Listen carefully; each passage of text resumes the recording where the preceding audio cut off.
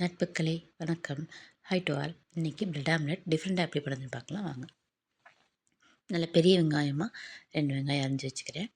தக்காளி medium size தக்காளி தான், அதையும் நல்லா சின்ன சின்னதாக ஸ்லைஸ் பண்ணி வச்சுக்கிறோம். இப்போ என்ன பண்ணணும், வெங்காயத்தை நல்லா கையில் பிசைஞ்சு விட்டு போடணும்.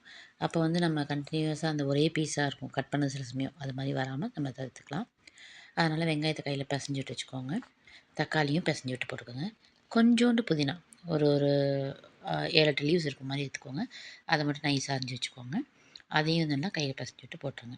ரைட்டுங்களா? இது எல்லாத்தையும் பிசைஞ்சு விட்டதுக்கப்புறமா நமக்கு வந்து உடனே வந்து நம்ம தண்ணியோ எதுவுமே இதில் கலக்க தேவையில்லை.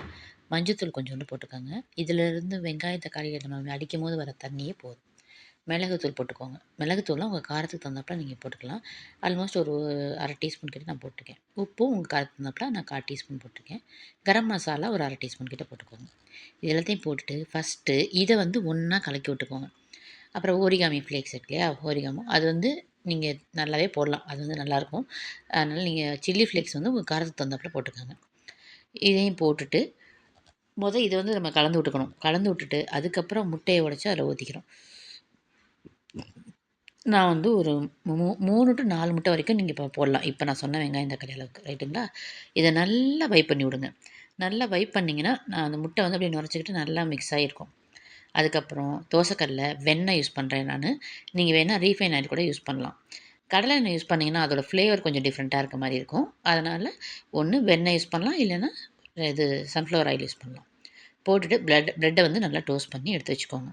அதை தனியாக எடுத்து வச்சுட்டு கொஞ்சம் எண்ணெய் விட்டுட்டு அதுக்கப்புறம் அந்த கலக்கி வச்ச முட்டை கலவையை ஊற்றுங்க. ஏன்னா எண்ணெய் ஊற்றாமல் ஊற்றினீங்கன்னா சில சமயம் அடியில் வந்து ஒரு மாதிரி ப்ரௌனிஷாக பிடிச்சிக்கும். அதனால் எண்ணெய் ஊற்றிட்டு ஊற்றினீங்கன்னா அழகாக எடுத்துகிட்டு வந்துடும். சரிங்களா?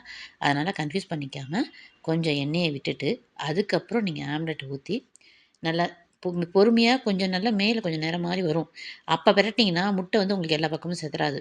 இருந்தாலும் இது கொஞ்சம் பெரட்டும் போது கொஞ்சம் அந்த முட்டை செதற தான் செய்யும். அப்புறம் கொஞ்சம் பொறுமையாக நிதானமாக எடுத்து போட்டிங்கன்னா கொஞ்சம் தவிர்க்கலாம். சரிங்களா? இது ஏன்னா எண்ணெய் விட்டிங்கன்னா இப்படி பெரட்டும் போது உங்களுக்கு ஈஸியாக வந்துடும். அதுக்காக தான் முதல்ல நம்ம எண்ணெய் விட சொன்னோம். இது பெரட்டி வெந்ததுக்கப்புறம் ப்ரெட்டை வந்து டோஸ்ட் பண்ணி வச்சுருக்கோம் இல்லையா, ஒரு ப்ரெட்டை அது மேலே வைங்க. பெரட்டி போட்டதுக்கப்புறமா ஆம்லெட்டோட இன்னொரு பக்கம் இன்னொரு ப்ரெட்டை வச்சு எடுத்துக்கோங்க. அவ்வளோதான்ப்பா, சூப்பராக ரெடி ஆகிருக்கும். இந்த ஆரிகாமோ ஃப்ளேக்ஸ்லாம் நீங்கள் போட்டு சாப்பிடும்போது ரொம்ப டேஸ்ட்டாக இருக்கும். ட்ரை பண்ணி பாருங்கள். Thank you friends. Bye friends.